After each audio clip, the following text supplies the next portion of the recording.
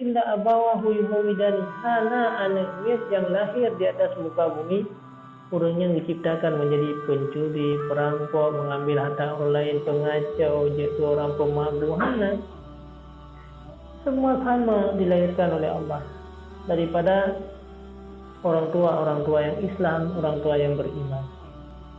Tetapi hanya abawahu, salah saya dalam membimbing, salah katanya dalam mengajarkan mereka, salah katanya dalam memberikan ilmu kepada mereka. Maka halki akhirnya hanya cukup dengan berimannya itu. Karena anak katanya lahir daripada orang beriman sehingga mereka beriman, hanya cukup. Dia akan halki, dia akan binasa, tanya juga akan binasa. Illal alimin, kecuali hanya orang-orang yang berilmu. Jadi harus punya ilmu pengetahuan.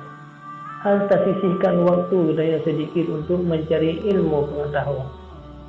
Harus terciptakan anak kita menjadi ahli-ahli ilmu.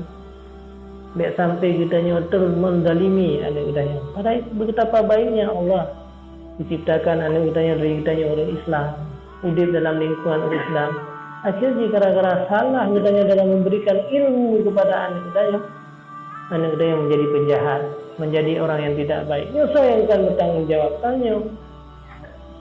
Bahkan sejauh mana dia balimi, anak dia hanya bermanfaat di dunia.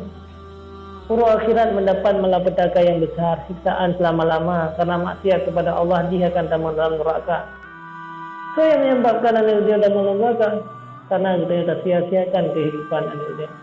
Tanya sebenarnya telah mendalimi. Tanya sebenarnya salah dalam membimbing anak kita.